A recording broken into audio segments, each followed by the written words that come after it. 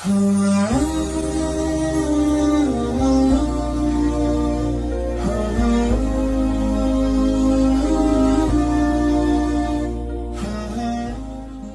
bisa memberi contoh, tapi sedikit orang bisa menjadi contoh. Ngasih contoh mah gampang, jadi contoh susah. Karena beliau manusia. Laqad ja'akum rasulun min anfusikum. Kalau kambing disuruh nyontoh ayam, yang nyuruh nyontoh kagak punya pikiran. Ya, kagak level. Kambing mah nyontohnya kambing, kebo nyontohnya orang, nyontohnya orang. Makanya Nabi kita orang, bukan malaikat, bukan jin, bukan dewa, manusia. Kalau manusia disuruh nyontoh manusia, itu perintah masuk akal, predispositionnya sama. Kalau disuruh nyontoh malaikat mah ribet kan. Malaikat bagaimana nyontohnya, dia mah tidur kagak, makan kagak, sama duit budak, sama perempuan kagak open, lah susah nyontohnya. Ya, Superman tuh biar hebat nggak bisa dicontoh Superman, bagaimana terbangnya, lagian pakai celana dalam di luar ban, nggak bisa dicontoh Superman mah. Nabi kita manusia utuh, cuman sungguh pun manusia, kualitasnya beda. Ini namanya basyarun la kal basyari. Manusia memang, tapi jangan samain, bobot bibitnya beda. Contoh, kita nih manusia, kita tidur. Nabi kita manusia, beliau tidur. Tidur Nabi, tidur mata doang, hatinya nggak pernah tidur. Tuh bedanya sama kita tuh. Tidur kita keblek, asal tidur habis-habisan. Lagi kita manusia, kita keringetan. Nabi kita manusia, keringetan. Keringet Nabi harum wangi, bau minyak kasturi, zaman belum ada parfum. Keringet kita udah rasain aja masing-masing dah, jangan pakai dikebet udah.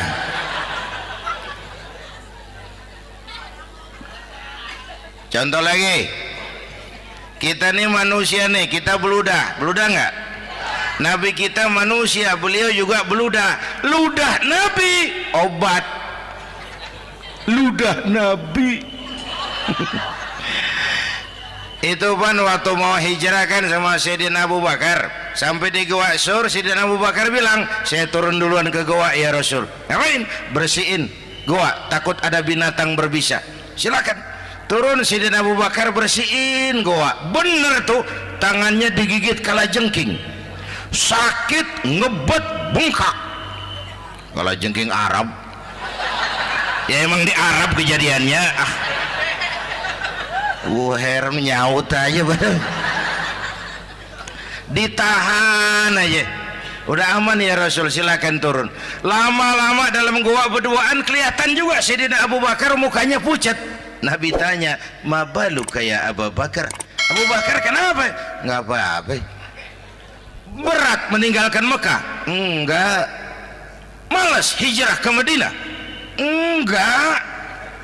Takut diubur-ubur Quraisy? Orang kata enggak, itu mah enggak. Lah kenapa muka kamu pucat? Tangan digigit kalajengking. Ngapa nggak ngomong dari tadi? Saya nggak mau nyusahin Tuhan ya Rasul, biar saya tahan, asal jangan nyusahin Tuhan. Jangan begitu kau. Sini tanganmu, diambil sama baginda Nabi. Bismillahirrahmanirrahim. Cuh, diludahin, ringkes, sembuh saat itu juga. Ludah Nabi. Pengen tahu kita yang ludahin, bengkak campur koreng.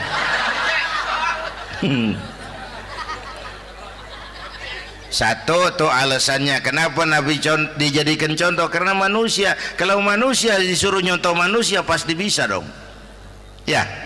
Nah, yang kedua, karena tadi kata Bang Haji Oma, pribadinya itu pribadi yang multidimensi. Mau nyontoh apa? Pak, saya ini pengusaha Pak. Nabi umur 9 tahun udah ke Syria tuh dagang lintas negara Syam tuh. Saya jenderal Pak, Nabi mimpin tentara di medan perang Mas. Saya mau balik Pak, Nabi dakwah Bung.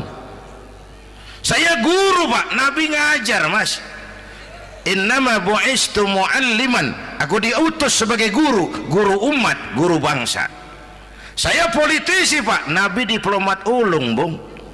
Saya presiden Pak, Nabi mimpin bangsa dan negara Mas.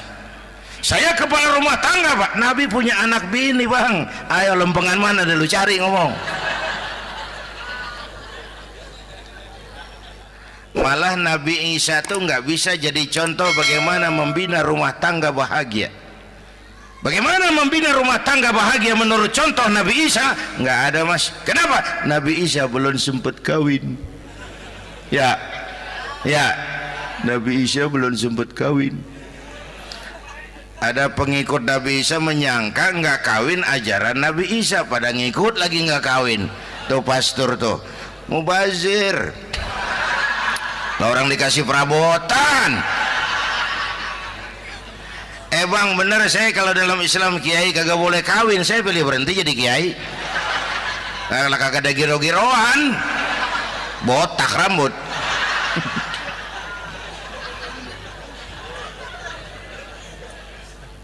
Makanya Bang Haji Oma cerita poligami saya girang banget tadi. Bukan yang ngomong ahlinya soalnya.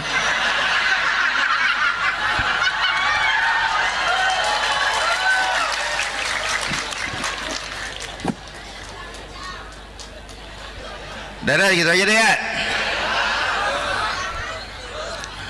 Nah, kata Imam Busair ini yang dahsyat. Ka'annahu wa huwa fardun fi jalalatihi fi askarin hina talqahu wa fi hasham. Sepertinya kehebatan Rasulullah itu sama, baik sendiri maupun di tengah tentara. Artinya begini, orang hebat banyak, tapi yang hebat di mana-mana susah nyarinya. Baginda Rasul ini lagi duduk hebat, lagi jalan hebat, ada di pasar hebat, lagi di masjid hebat, di medan perang hebat, di depan anak-anak hebat, di mata musuhnya hebat, di depan sahabatnya hebat, di mata istrinya hebat, di mana-mana hebat. Lah susah jadi orang begini Bang ya. Kita mah hebat juga setempat, di kantor hebat, sekantor orang diomelin di kantor, pulang ke rumah dikeplak sama bininya diem aja. Nih di depan bininya dia kagak hebat dia mah.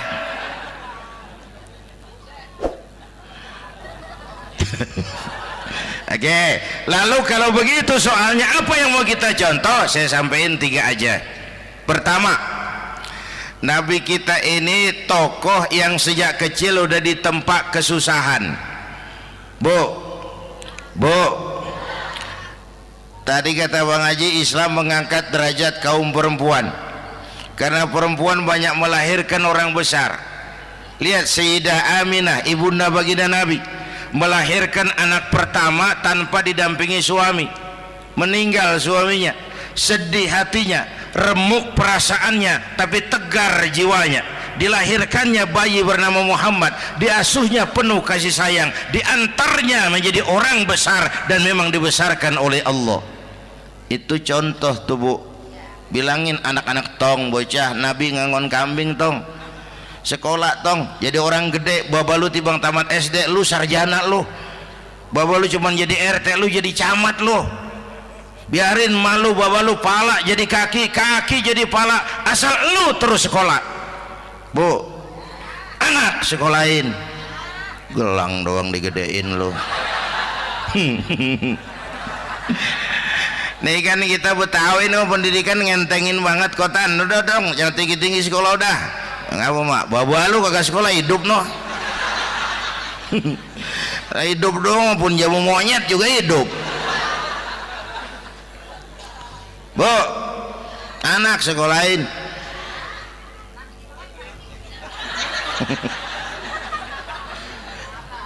Mahatma Gandhi.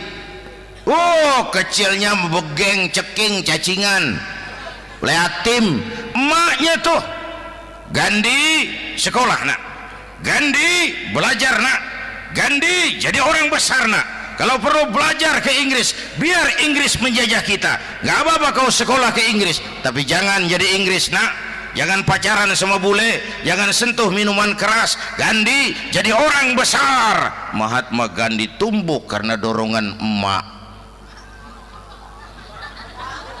Mak, udah yatim. James Watt, Kang Bandrek. Emaknya tuh yang dorong tuh jadi orang besar. Belum lagi perempuan yang jadi besar. Di Indonesia ada Kartini, di Jawa Tengah ada Dewi Sartika, di Jawa Barat Dewi Sartika, di Bengkulu ada Fatmawati Soekarno, sang penjahit bendera merah putih. Di Aceh muncul Laksamana Malahayati, disusul kemudian oleh Cut Nyadin, baru kemudian muncul Cut Koko, Cut Meme, Cut, ya udah tak cut lain dah.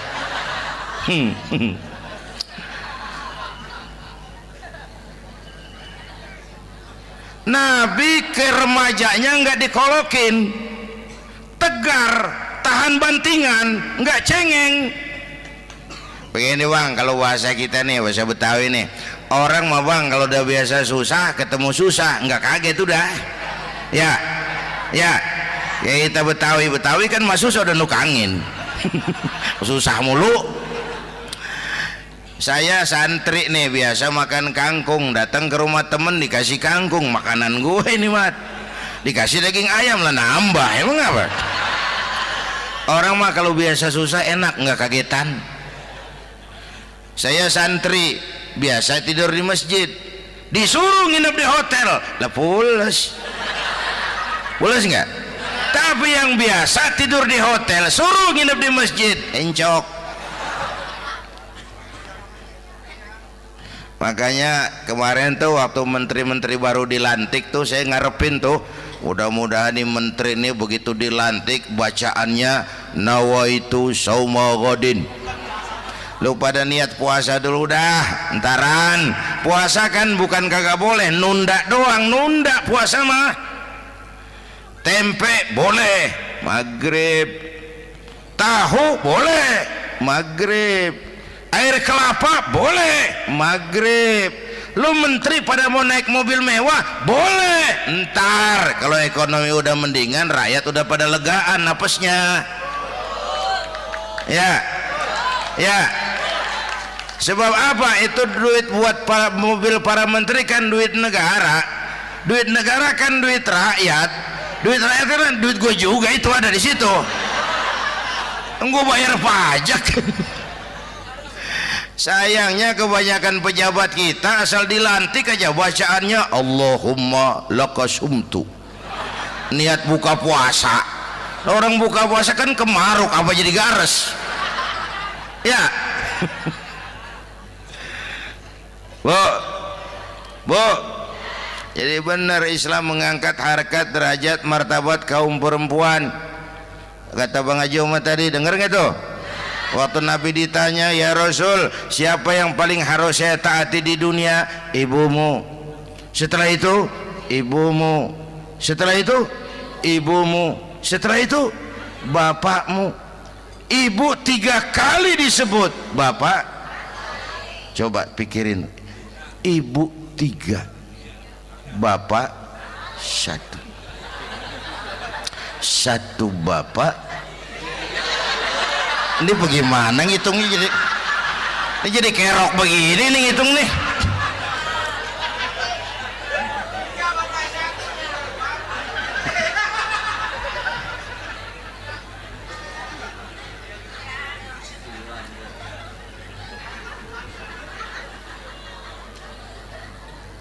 Jangan takut ngadepin susah. Hidup nih keras, kerja keras, perseringat banting tulang.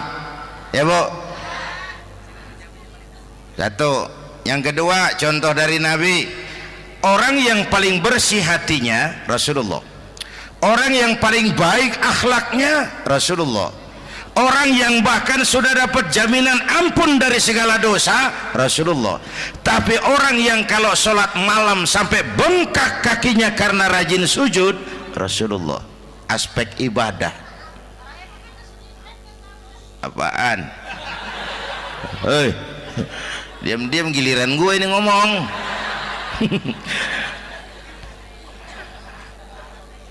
Lo ngomong lagi udah gue pulang. Canda neng. Udah gantian ya. Ya. Apaan urusan? Orang yang dosanya udah dapat jaminan ampun, kalau sholat malam bengkak kakinya karena rajin sujud. Saya tahu di sini juga banyak yang kakinya bengkak. Semurat. Oke. Kira-kira 3 minggu yang lalu saya menghadiri haul akbar Syekh Maulana Malik Ibrahim di Gresik, haul ke-609. Dari situ saya ke Surabaya ikut zikir sama keluarga besar Tarbiyatul Qulub. Waktu zikir saya terkejut, ada kalimat yang dibaca ratusan kali menyentak perasaan saya. Kalimatnya sederhana, kita hafalah, yaitu kalimat ana Abdullah. Dibaca ratusan kali, ana Abdullah, ana Abdullah, ana Abdullah, ana Abdullah. Buat saya itu menyentak karena memperteguh komitmen, saya hamba Allah, saya hamba Allah. Ah, itu mah Pak Zainuddin kan biasa, itu mah kita semua juga hamba Allah. Betul. Ayo kita bikin luar biasa. Saya mau tanya, Bapak, Ibu hamba Allah apa bukan? 3 orang. Ibu hamba Allah apa bukan? Hamba Allah. Kata siapa? Nah, kata ibu sendiri. Kalau kata sendiri, pan namanya pan ngaku. Ya, orang ngaku mah boleh dong, tiba ngaku, namanya juga ngaku. Cuman diakuin apa enggak, kita pan belum tahu. Ngaku mah murah, diakuin mahal. Ya, yang gampang dah. Ibu kenal sama Presiden SBY? Kenal. Presiden SBY kenal sama ibu? Lo ngaku, lo ngaku.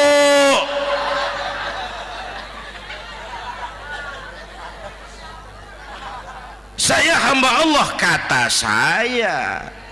Berapa banyak orang mulutnya hamba Allah, perbuatannya menyatakan dia hamba dunia, hamba harta, hamba jabatan, hamba setan, budak nafsu. Nggak sesuai ucapan sama perbuatan. Yuk jadi hamba Allah yang beneran. Jangan separuh-separuh, kita mapan asal sakit mah hamba Allah. Ya Allah, ya Allah, lagi sakit, sehat ya dikit, keder, nyari masjid nggak ketemu.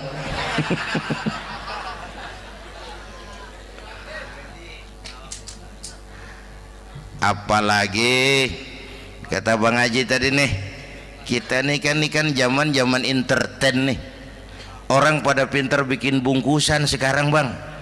Ya, abad entertain, orang pada bangun pencitraan. Tadi itu kiai sama dukun tipis bedanya. Dukun pada pasang iklan sekarang, ketik reg. Waduh, sampean lahir hari Selasa, nggak cocok di air, ono di hutan sono. Larang udah dagang es jadi berhenti, nggak cocok di air.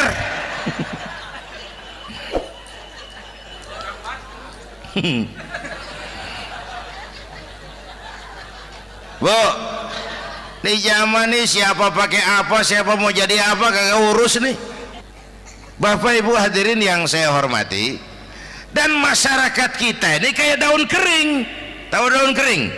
Gampang dikumpulin, susah diikat, berisik, gampang dibakar. Tuh daun kering. Penyakitnya kutil, kurang teliti, cepat heran, gampang kagum. Cepat heran, gampang kagum. Dulu ada tuh satu hari tabrakan di jalan kenceng, buah, korban jatuh belepotan darah, dikerubungin orang banyak. Datang wartawan mengambil gambar dari dekat, susah, orang banyak bener ngerubung. Cari akal nih wartawan, tolong saya dikasih jalan ke dekat korban. Orang nengok semua, saudara siapa? Saya bapaknya korban, katanya. Dia ngaku bapaknya korban. Ya orang minggir semua, minggir, ini ada bapaknya korban. Orang minggir semua, dia maju ke depan korban. Sampai di depan korban pucat mukanya tuh wartawan. Kenapa? Yang ketabrak anak monyet, Pak. Dia udah kedongan ngaku bapaknya korban.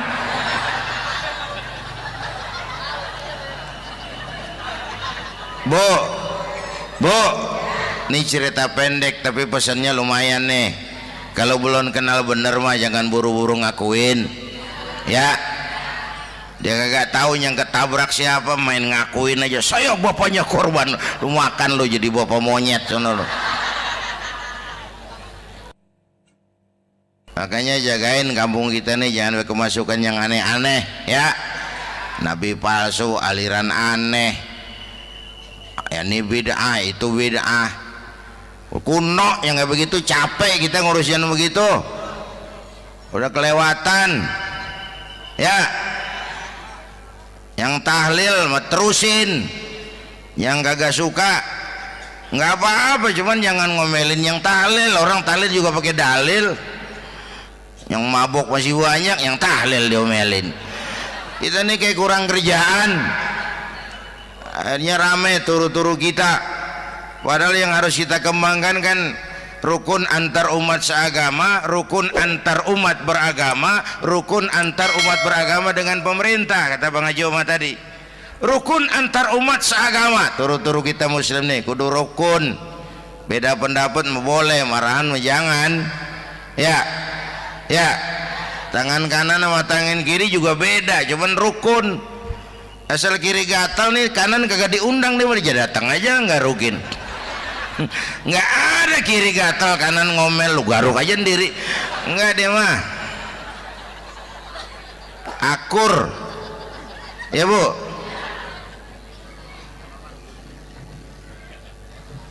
Yang kedua rukun antar umat beragama. Islam ini rahmatan lil. Yang ketiga rukun antar umat beragama dengan pemerintah. Ini mah kita kan bermasyarakat sama juga sembahyang berjamaah, ada imam ada makmum, ya. Nih rakyat kalau jadi pemilih yang pintar ke depan, mau memilih wali kota kayak gubernur kayak presiden kayak. Sebab apa? Sholat berjamaah kan siapa makmum kagak penting, Bang. Makmum mah siapa aja boleh, ya. Tiba ngikutin dia mah, ngaji dia mah gimana kayak nggak ada bab pemilihan makmum. Nggak usah, makmum mah kagak usah dipilih, siapa aja boleh, ya. Bang, tuh orang budak, Bang, boleh jadi makmum. Bacanya kagak fasih, boleh jadi makmum. Ketinggalan satu rakaat, boleh jadi makmum. Tapi nggak tiap orang boleh jadi imam. Siapa yang dipilih jadi imam? Pertama a'lamuhum, kata Nabi. Orang yang paling alim di kampungmu siapa? Angkat jadi imam. Yang paling alim, bukan yang paling tua. Tua juga kalau kejemur kisut. Dulu tuh Nabi Adam waktu diangkat jadi khalifah kan bekalnya apa? Wa 'allama Adam al-asma'a kullaha. Al-asma' ay al-ulumul katsirah. Dulu zaman Fir'aun perang sihir sama Musa, sekarang perang visi dan misi. Punya ilmu, Bu, ngerti urusan dari tetek sampai bengeknya.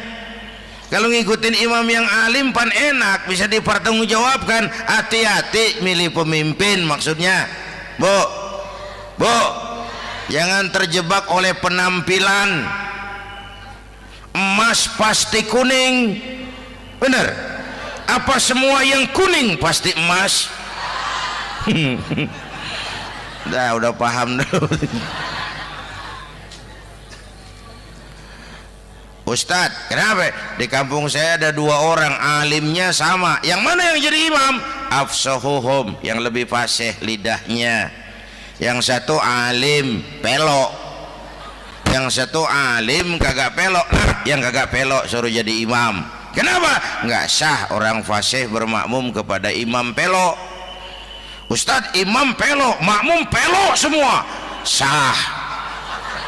Namanya kampung pelok, biarin. Susah diurusin udah itu.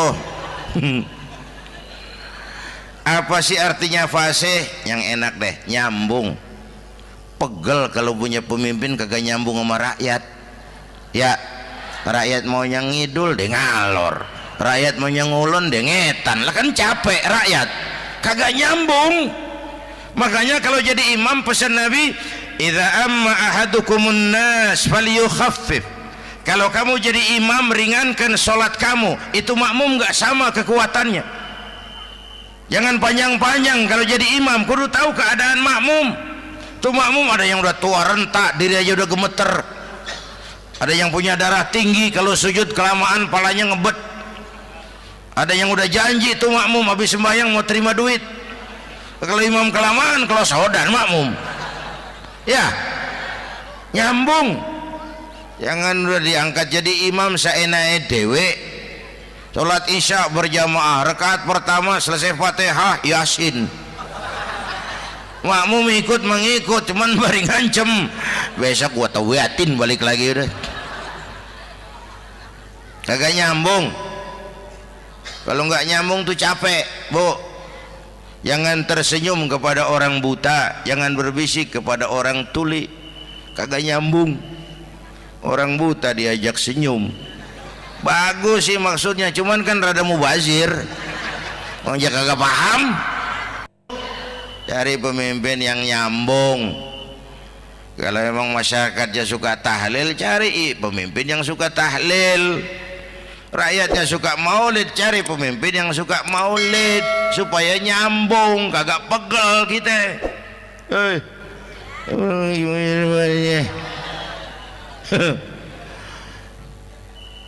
Bapak Ibu hadirin, saya balik urusan kita.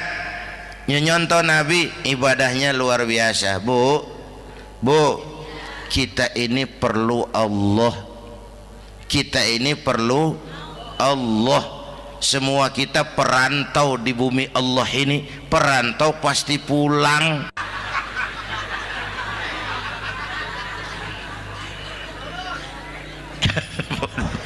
Bolot, bodoh kalau ada perantau, dia sadar dia perantau tapi nggak pernah mikirin pulang. Lebih bodoh lagi mikirin pulang tapi nggak nyiapin bekal. Kan tadi Bang Haji Omar udah bilang tuh, muda mati ya. Kadang-kadang engkongnya segar banget, cucunya mati ya. Perantau mah mesti pulang. Sini mah kita ngendon doang, ngendon taran. Mula-mula pan Bang, kita mah tinggalnya jauh di alam arwah. Dari sana pindah ke alam rahim, alam kandungan emak nih. Pernah tinggal di situ 9 bulan tuh. Ada yang 2 tahun, yang keluar udah kumisan. Kelamaan ngetemnya itu. Dari sisi ini oh pantas ibumu, bapakmu, karena alam rahim, fisik dan psikis emak lebih capek dari kita bapak. Kita mah orang laki mah, kita mah pan investor gitu mah, nanam modal doang. Yang ngolah pabrik kan emak tuh, ya mak. Pabrik. Anak-anakku remaja, pemuda yang hadir, masya Allah, emakmu, emakku, emak kita semua nih, dari mulai ngidamin kita udah kita seksa nih mana Dari mulai ngidamin kita udah kita seksa emak nih, muntah nggak urus. Mending ada yang dikeluarin mah enak, lega. Ini kagak ada apa-apanya. Bener mak. Yang dipengenin yang kagak musim, lah kan setengah mati lagi urusan. Tengah malam pengen megang pala kereta, lu jorok bener lu, gue heran.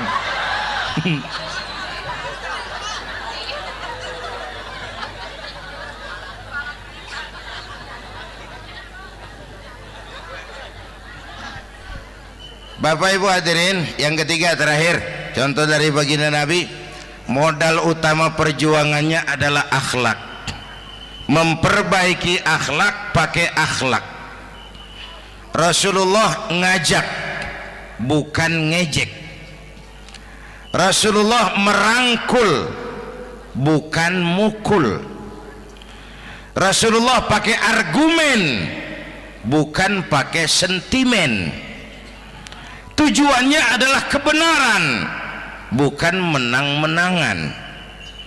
Prinsip dakwahnya basyiru wala tunafiru, yassiru wala tu'assiru. Gembirakan orang, jangan ditakut-takutin. Mudahkan urusan orang, jangan dibikin sulit. Di masyarakat memang mendingan rakyat rendah berakhlak tinggi daripada pejabat tinggi berakhlak rendah. Dulu tahun 50-an orang kita kalau pergi haji ke Mekah 6 bulan. 6 bulan tuh orang udah pada lupa aja baru pulang. 6 bulan yang ada cuman kapal laut, Mekah Madinah onta, banyak rampok lagi di gurun pasir Baduy itu. Dulu orang tua kita belajar manasik, kalian belajar silat. Sekarang karena kemudahan kemajuan ilmu menciptakan Boeing memotong waktu 5 bulan, orang pergi haji cukup sebulan. Bapak Ibu hadirin yang saya hormati, oleh karena itu menjaga nilai-nilai akhlak itu penting. Kepada siapa kita harus berakhlak? Pertama, kita harus berakhlak kepada Allah. Bagaimana caranya? Jangan menyekutukannya dengan sesuatu pun. Yang kedua, jangan menyembah kecuali hanya kepadanya. Yang kedua, kita harus berakhlak kepada sesama tadi itu. Yang ketiga, kepada lingkungan. Saya dulu masih zaman ada almarhum kakek saya, engkong. Kampung saya banjir, air masuk ke rumah. Saya teriak, "Kong, banjir Kong." Engkong saya ketawa, "Biarin, bukan salah air." Habis, salah lo. Salah kita bagaimana Kong? Lah lo tempat air lo tempatin. Yang punya tempat datang ya kagak ngerti, ini tempat gua, ini di sini nggak pada lo, lah banjir. Engkong saya nggak makan bangku sekolahan, tapi wise Pak. Air kan bukan musuh, air kan temen kan kudu punya tempat. Lalu kagak punya tempat, pantas kemana dengan ayam, banjir. Ya. Dulu saya remaja ngaji babul istinja, kiai ngajar makruh buang air kecil di tanah berlubang. Saya tanya, kenapa makruh kiai? Pertama, untuk alasan kesehatan. Siapa tahu di lubang yang kamu kencingi ada gas beracun. Kalau tidak kiai, kalau tidak maka artinya melindungi binatang yang ada di dalam lubang. Siapa tahu di lubang yang kamu kencingin ada semut sedang rapat membahas laporan Susno 2Ji. Apa dosanya lalu mati dikencingin? Ini namanya rahmatan li semut. Saya mau bilang alam sekarang tidak seramah dulu karena kita juga nggak ramah sama alam. Bapak Ibu hadirin yang saya hormati, padahal watak Islam rahmatan lil alamin.